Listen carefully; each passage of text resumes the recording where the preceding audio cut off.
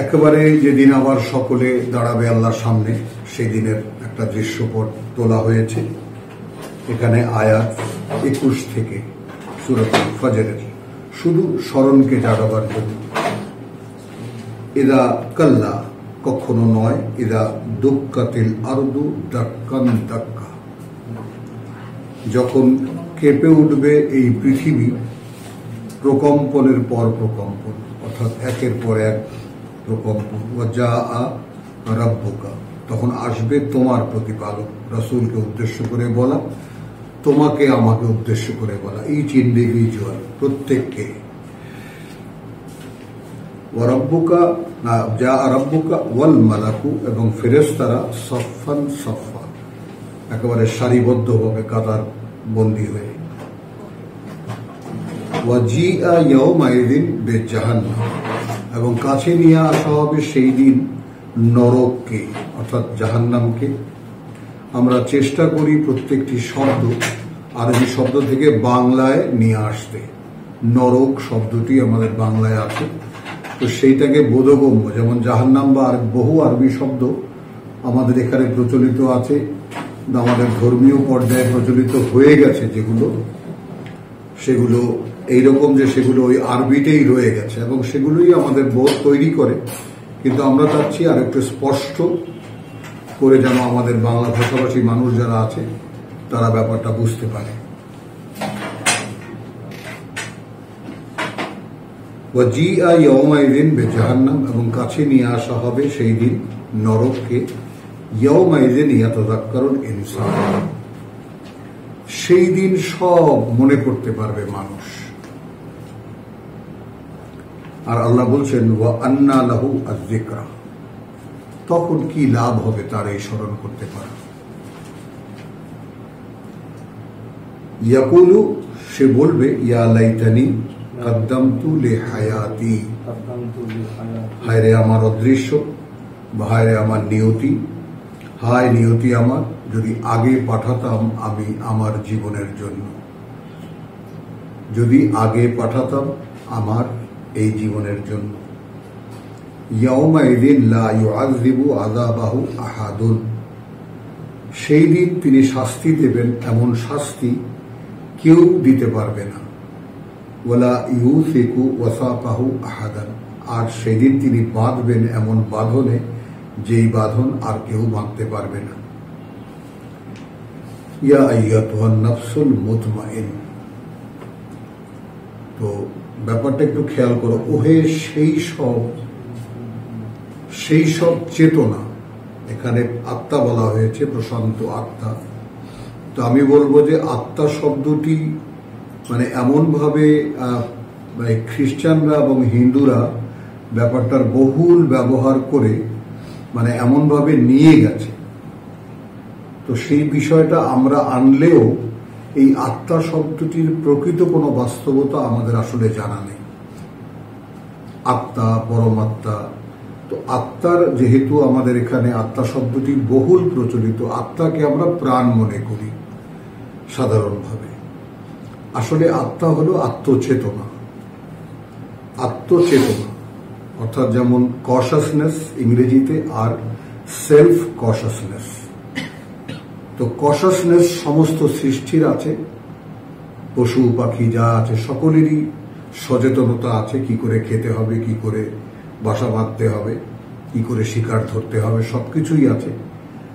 কিন্তু সেলফ কশাসনেস, আমিত্বের চেতনা, এখন সেটাও যখন আল্লাহ দিয়েছেন যে আমি প্রত্যেককে কোরআন শিখিয়েছি, অর্থাৎ তার জীবনের জন্য যে ক্যাটালগ, তার জীবনের জন্য যে অনুশীলনের যে কর্মপ্রণালী, তাকে দিয়ে দেওয়া হয়েছে। আর রহমান আল্লামাল কোরআন, তাই না? এবং সেখানে আল্লাহ বলে দিয়েছেন যে আমি পাখিদেরকে তাকিয়ে দেখো, তাই না, যে কাদ আলিমা সালাতাহু ওয়া তাসবিহাহু, তারা স্পষ্ট জানে তাদের সালাত কি আর তাদের তাসবিহ কি। তো এই বিষয়টা আমরা একটু খেয়াল করব যে তাহলে গোটা সৃষ্টি ত্যাগ করো, গোটা সৃষ্টি জানে তাকে কিভাবে তার জীবন কাটাতে হবে। শুধু জানি না আমরা, যেহেতু আমরা এমন একখানা কিতাব আল্লাহ আমাদেরকে দিয়েছেন যে কিতাবখানা আমাদের ধর্মগুরুরা সম্পূর্ণ বন্ধ করে রেখেছে। এবং এখন এত জোরালো ভাবে এই কথাটা বলা হয় যে কোরআন যারাই পড়বে তারা পথভ্রষ্ট হয়ে যাবে। হ্যাঁ, এটাই বাস্তবতা। প্রচলিত যে ধর্ম সেখান থেকে কোরআন পড়লে এই ধর্ম থেকে পথভ্রষ্ট হতেই হবে, এবং এই ধর্ম থেকে পথভ্রষ্ট না হলে কোরআন পাওয়া যাবে না। এটাও একটা পরিষ্কার কথা। এই ধর্মকে অস্বীকার না করলে, সরাসরি প্রত্যাখ্যান না করলে এই কোরআনও পাওয়া যাবে না। তো যেভাবে আল্লাহ তাআলা ঘোষণা করেছেন ইয়া আইয়ুহাল কাফিরুন লা আ'বুদু মা তা'বুদুন, তো এটা আমরা খালি মূর্তি পূজকদেরকে ধরেই আমরা নিয়ে চলবে না। যারা আল্লাহর কিতাবকে অস্বীকার করে তারাই আসলে সত্য গোপনকারী, তারাই আসলে সত্য প্রত্যাখ্যানকারী। তো এই বিষয়গুলো এখন স্পষ্ট হয়ে যাচ্ছে। এখন সবকিছু খুলে যাওয়ার দিন। তো সেই দিনের মানুষ আমরা, যেহেতু সেই দিনের মানুষ আল্লাহ আমাদেরকে করেছেন এবং তিনিই এবং এই কিতাব এখন খুলছেন, তুমি আমি যারাই এই কিতাবের প্রতি কোনো কৌতূহল বোধ করি, সেই কৌতূহল বোধটা আল্লাহর ওহী ছাড়া নয়। এই চেতনা আল্লাহর দেওয়া। তোমাকে জাগিয়ে দিয়েছেন, তুমি তোমার কোরআন নিয়ে বসো। প্রত্যেকে আমরা যারা যারা কোরআনের প্রতি কোনো কৌতূহল অনুভব করি, সেই কৌতূহলটা স্বয়ং আল্লাহর জাগিয়ে দেওয়া।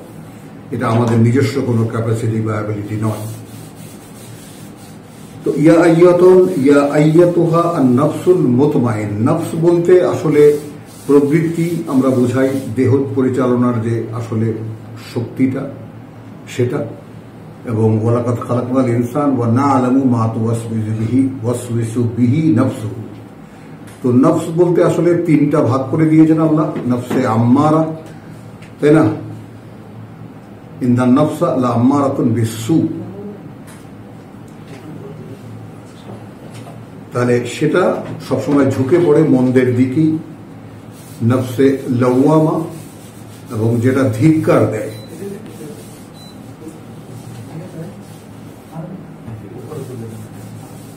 যেটা ধিক্কার দেয়।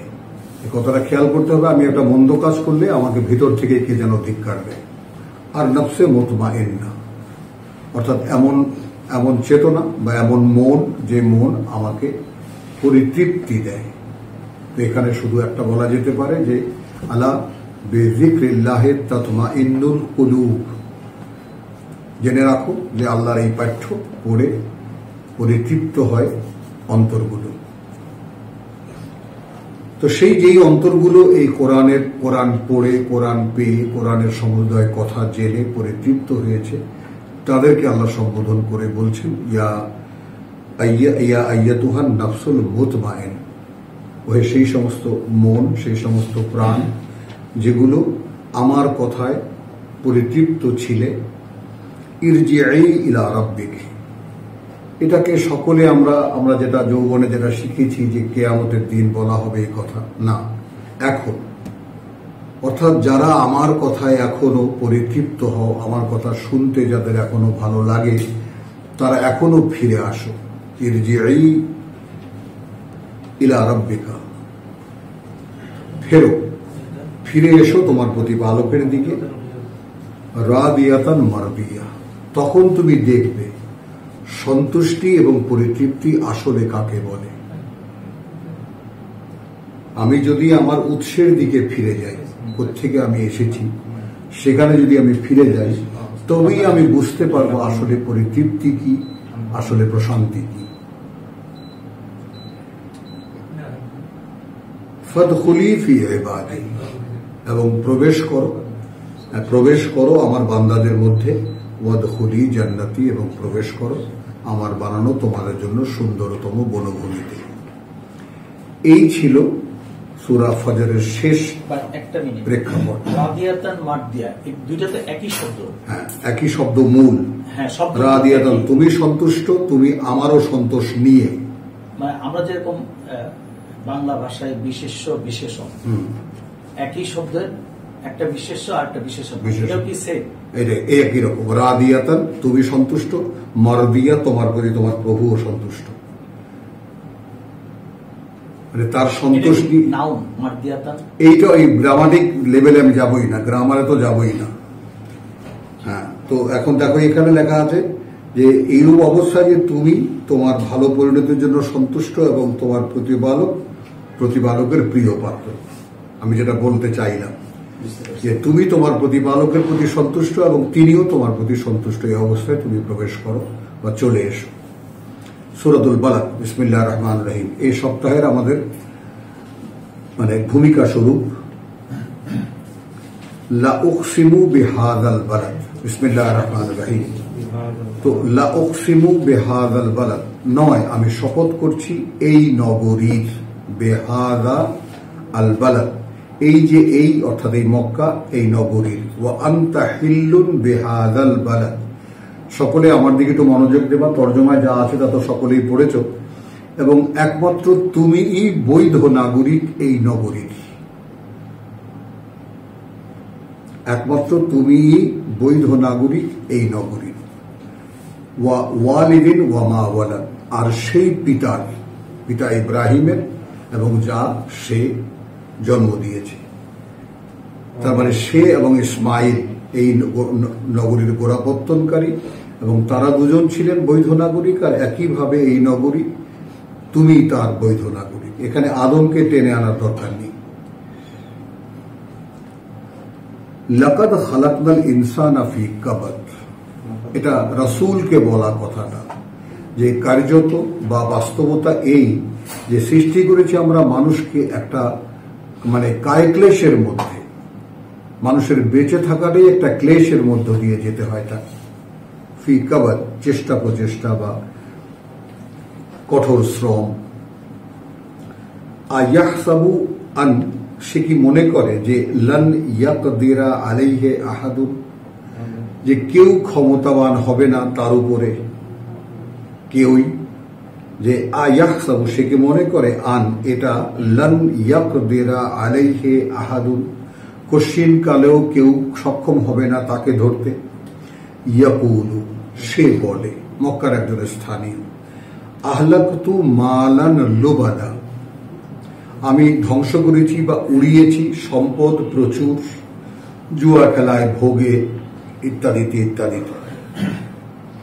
আয়াহসাবু, সে কি মনে করে, আন লান ইয়ারাহু আহাদুন, যে কেউ কি দেখেনি তাকে। আলাম নাজআল লাহু আইনাইন, আমরা কি করে দেইনি তার জন্য দুটি চোখ। ওয়া লিসানান ওয়া শাফাতাইন, এবং একটি জিহ্বা, দুটি ঠোঁট। ওয়া লিসানান ওয়া শাফাতাইন ওয়া হাদাইনাহু নাজদাইন। তো জিহ্বা এবং ঠোঁটের কথা বলা হয়েছে, যে দুটি অঙ্গ ছাড়া, প্রত্যঙ্গ ছাড়া কথা বলা সম্ভব না। এই দোহাইটা কেন দেওয়া হলো সামনে আমরা পাব। ওয়া হাদাইনাহু নাজদাইন, এবং তাকে আমরা পরিচালিত করেছি বা দেখিয়ে দিয়েছি দুটি পথ। ফালা ইকতাহামা আল আকাবা, তাই না, কিন্তু সে অতিক্রম করেনি দুর্গম গিরিপথ। দুর্গম গিরিপথ অর্থাৎ যে গিরিপথ দিয়ে যেতে বা যাওয়াটা খুব কষ্টকর। এখন এই উদাহরণটা আল্লাহ দিয়েছেন কিসের জন্য। ওয়ামা আদরাকা মা আল আকাবা, আর কে জানাবে তোমাকে, ওহি ছাড়া আর কে জানাবে তোমাকে, তুমি কি জানো না, আর কে জানাবে তোমাকে আমার এই ওহি ছাড়া কি সেই আকাবা, কি সেই দুর্গম গিরিপথ। ফাক্কু রাকাবাতিন, খুলে দেওয়া কোন দাসের গলার দড়ি, দাসত্বের শৃঙ্খল। দাসত্বের শৃঙ্খল খুলতে হলে মালিকের কাছ থেকে পয়সা দিয়ে দাস কিনতে হয়, তারপর তাকে মুক্ত করে দিতে হয়। এটা একটা সর্বোত্তম পুণ্য কাজের মধ্যে একটি কাজ, আল্লাহ তাআলার কোরআনে ঘোষণা।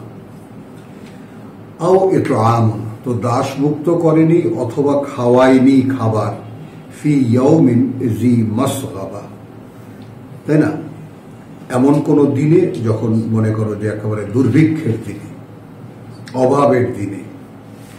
ইয়াতীমান যা মাকরাবা, সেই সমস্ত অনাথদের, সেই সমস্ত ইয়াতীমদের যারা ঘনিষ্ঠ আত্মীয়দের মধ্যে। আও মিসকিনান যা মাতরাবা, অথবা সেই অসহায় লোকদের যারা ধুলো মলিন পথে ঘাটে থাকে। সুম্মা কানা মিনাল্লাযীনা আমানু, তো ফাক্কু রাকাবাতিনের ব্যাপারটা, অর্থাৎ দুর্গম গিরিপথ কি, হ্যাঁ, দাস মুক্তি, খাবার খাওয়ানো দুর্ভিক্ষের দিনে এই ইয়তীমকে, নিকটাত্মীয়দের মধ্যে এবং অসহায় যারা, দরিদ্র যারা। সুম্মা তারপর, কানা মিনাল্লাযীনা আমানু, সে হয়নি বা সে হয়েছে, দুর্গম গিরিপথ কি, তারপর সে হয়েছে তাদের অন্তর্ভুক্ত বা তাদের কেউ, আমানু যারা বিশ্বাস এনেছে, ওয়া তাওয়াসাউ বিস-সাবরি ওয়া তাওয়াসাউ বিল মারহামা। লক্ষ্য করি আমরা দেখেছি, ওয়াল আসরি ইন্নাল ইনসানা লাফি খুসরিন ইল্লাল্লাযীনা আমানু ওয়া আমিলুস সালিহাত, সামনে গেলে দেখব ওয়া তাওয়াসাউ বিল হাক্কি ওয়া তাওয়াসাউ বিস-সাবর। আর এখানে আছে তাওয়াসাউ বিল সাবরি ওয়া তাওয়াসাউ বিল মারহামা। সুম্মা কানা মিনাল্লাযীনা, তারপর হয়নি তাদের মধ্যে সে যারা বিশ্বাস এনেছে, ওয়া তাওয়াসাউ এবং পরামর্শ দিয়েছে একে অপরকে, বিস-সাবরে অবিচল থাকতে নিজের অবস্থানে বিশ্বাসের উপরে, ওয়া তাওয়াসাউ বিল মারহামা এবং একে অপরকে পরামর্শ দিয়েছে দয়া দাক্ষিণ্য করতে। উলাইকা আসহাবুল মাইমানা, এইরকম যারা, এরা অধিকারী ডান পাশের। এইটা আমরা কল্পনায় আমরা ব্যাপারটা বলি আসহাবুল মাইমানা, কারণ কিয়ামতের দিন দুই ধরনের লোকদের সন্ধান এই কোরআনে পাওয়া যায়। এক ধরনের তার জীবন খাতা দেওয়া হবে তার ডান হাতে, এক ধরনের লোক যার জীবন খাতা দেওয়া হবে তার ডান হাতে, সে উৎফুল্ল হয়ে চিৎকার করে বলবে, হাউম, এই যে দেখো আমার জীবন খাতা, আমি জানতাম, আমি নিশ্চিত ছিলাম যে একদিন আমার হিসাব হবে। তো তারা ডান হাতে তাদের জীবন খাতা পাবে, আর যারা দুর্ভাগা তারা পাবে তাদের বাম হাতে বা হাতের পেছন দিয়ে। এই দুটো পাওয়া যায়। আর একটা অনুমান করা যায় যে যেদিন আবার সকলে দাঁড়াবে আল্লাহর সামনে, সেদিন দুটি ভাগ হবে মানুষের মধ্যে, একদল চলে যাবে আরশের ডান পাশে, একদল চলে যাবে আরশের বাম পাশে। এরকম বিভিন্ন কল্পনা আমরা করে নিতে পারি। তো আসলে এই যে আসহাবুল ইয়ামিন কারা, আসহাবুল মাইমানা, ডান পাশের অধিকারী যারা, ডান হাতের অধিকারী যারা, ডান হাতে পাবে যারা। ওয়াল্লাযীনা কাফারু, এর বিপরীতটা দেখিয়ে দেওয়া হয়েছে, এখন বুঝে নাও। আর যারা অগ্রাহ্য করেছিল কি, অগ্রাহ্য করেছিল দুর্গম গিরিপথ অতিক্রম করতে, ইকতাহামাল আকাবা অতিক্রম করতে, 11 আয়াতের। তো এগুলো যারা অস্বীকার করেছে বা অগ্রাহ্য করেছে তারা আসহাবুল মাশআমা, তারা ডান পাশের অধিকারী, বাম পাশের অধিকারী। তো ওয়াল্লাযীনা কাফারু বিআয়াতিনা, যারা অস্বীকার করেছে, অগ্রাহ্য করেছে আমাদের বাণী ও বার্তা, হুম আসহাবুল মাশআমা, তারা অধিকারী বা অধিকারী হবে বাম পাশের। আলাইহিম নারুন মুসাদা, এবং তাদের উপরে আগুন থাকবে পরিবেষ্টনকারী, আগুন ঘিরে রাখবে তাদেরকে। তো আলহামদুলিল্লাহ, সূরাতুল বালাদ এখানে অভিনব কথার মধ্যে প্রচলিত তরজমা থেকে যেটা আমরা একটু ব্যতিক্রমী যেটা সামনে আনলাম, সেটা হলো ওয়া আনতা হিল্লুন বিহাদাল বালাদ, তুমি একমাত্র বৈধ নাগরিক এই নগরী। অর্থাৎ এই নগরী যেই কারণে স্থাপন করা হয়েছিল, যে উদ্দেশ্যে এই নগরীর গোড়াপত্তন করা হয়েছিল, সেই নগরীর অধিবাসীরা বা সেই নগরীর যারা বাসিন্দারা তাকে সেভাবে রাখিনি। আলহামদুলিল্লাহ, তো সূরাতুল বালাদ এখানেই শেষ হলো। ওয়া মা আলাইনা ইল্লাল বালাগ ওয়া মা তাওফীকি ইল্লা বিল্লাহ।